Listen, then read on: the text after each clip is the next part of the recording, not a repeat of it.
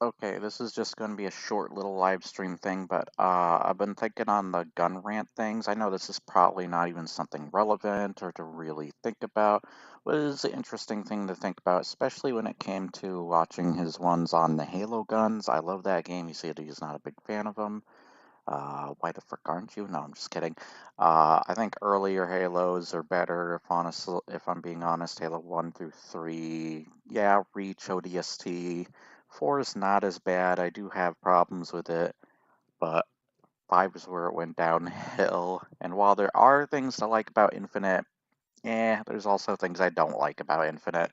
So it's kind of like mixed for me. But when thinking about that, I'm going to be watching this video at some point, but I definitely recommend Mike Burnfire, just Zach and Mike in general, as well as this guy. Uh, and going through them again, I'm just thinking like it's not about like, of course, like helping, it would help with the practicality of a weapon and towards your immersion as well as the functionality and the parts and the designs of it that help you to immerse yourself into that universe. But I think it's more about the um, style or the art style. Same with like over sometimes like the functionality of the thing. Um, so they had that more in mind, even though sometimes they do put that kind of effort into researching guns just to try and make it fit. But I think it's more about the design. Take, for example, like I'm saying there, the Fallout 4 assault rifle. That thing frickin' sucks. It's too chunky, there's too much going on, takes up a giant portion of your screen. I can see what they're trying to do with it. I'm trying to think of the turret or the LMG that it's based on because I can see what design they're going with. I think it's like a World War II weapon. I'm just forgetting the name of it. I know what type of weapon it is and what it's been used for. I just don't remember the name of it. I'm not quite as smart there as Zach, of course. And I mean, he's the one that has engineered guns, gun parts, or whatever the frick, however you want to put it. But the practicality of it, and I don't think it fits. I can see what they're doing once again, but I don't think it fits the universe of Fallout. Um, there are also other sucky guns like the pipe weapons, but I do think I can kind of also see where they were trying to go with those because like they're trying to do like post-apocalyptic, hey, why don't we do these really messed up guns that use like piping and wood to hold them together. I can see what they're doing with that. I just don't know if it fits the universe. If anything, the assault rifle is the hardest part to argue for me. Um, but like the Halo rifle, and you could even argue Lancer isn't really something that you could believe because like a chainsaw at the end of your gun, while that sounds frickin' badass, it does sound like a major safety hazard even for you as the wielder, as long as you know how to properly use it. But I'm sure you probably would lose some body parts along the way trying to wield it. But yeah, I can see times where it's impractical, but it fits the style of the game and the setting and such. And then there's interesting parts. I brought up the Batmobile, how it was from the Tim Burton movie, like how it was designed without a freaking doors in mind, car doors. So they made the top part come off or move out of place so that Batman could get out that way, or the style of like cybernetics in the cyberpunk universe. When I mention that, I mean like any other cyberpunk universe, whether it's Dread or Deus Ex or something, or the cyberpunk tabletop game and such, where different parts of things, whether cars or the cybernetic parts of like your arms or other body parts or eyes or something, have all have like a functionality or a reason they're designed and to be there. Where I feel like Cyberpunk the game 2077, they really just threw crap together, just hoping it would stick. And it looks freaking stupid. I hate like the metal linings going through the body. Looks really dumb. And there's just not really that practicality or purpose to it. It doesn't look good or fit the style, in my opinion, or if it even can called a style, and it just doesn't really work. And sometimes they don't even go that far with the cybernetics on some characters. They just throw on, I don't know, a Silverhand, literally calling the dude Silverhand, and that's it. They just kind of get lazy at times with the cybernetics, or oh, a freaking jacket with a glowing collar.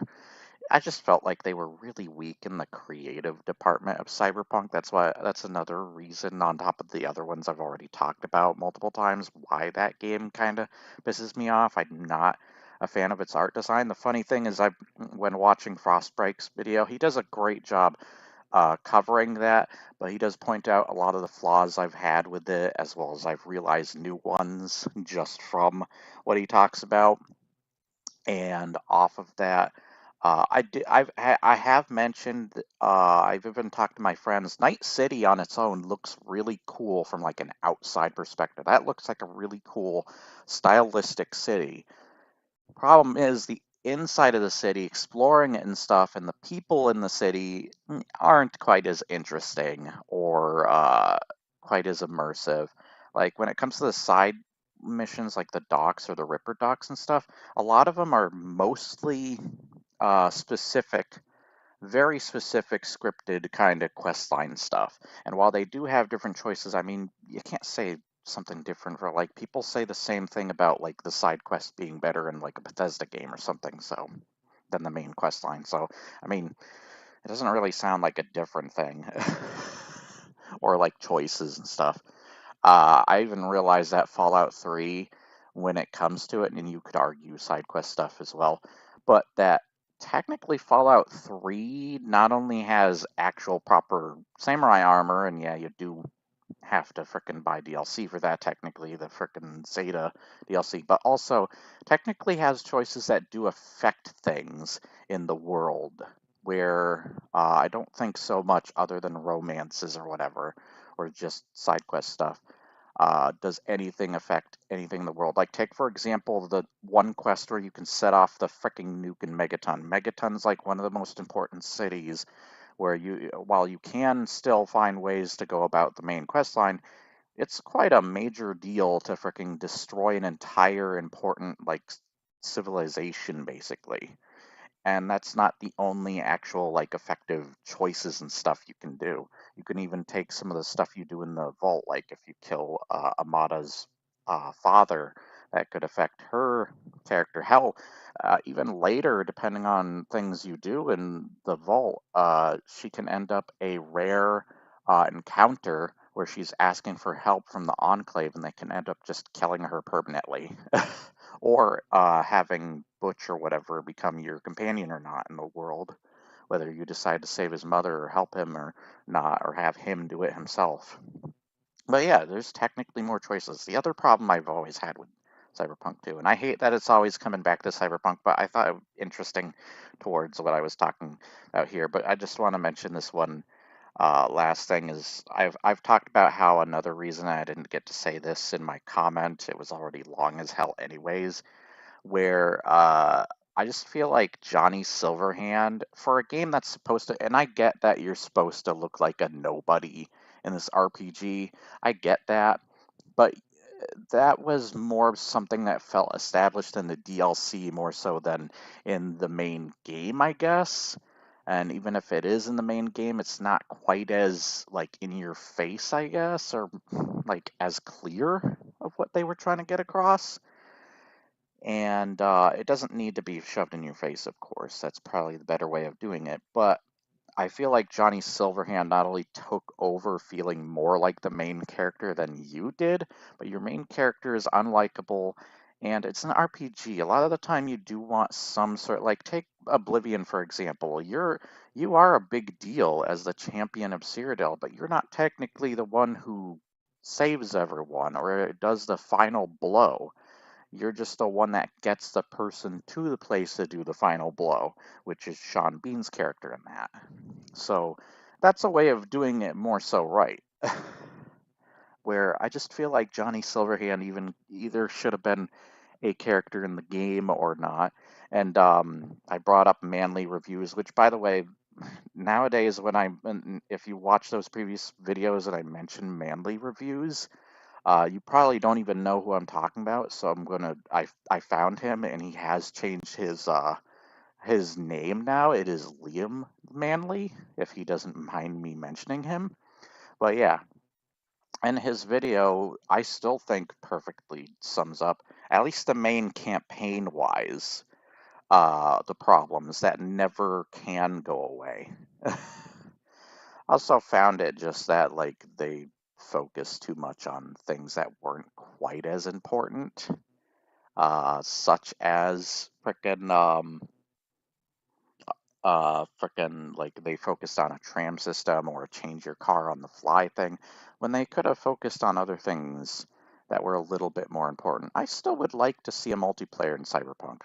I would replay it just for that. I also just found this, so don't mind that. I love Robert Englund.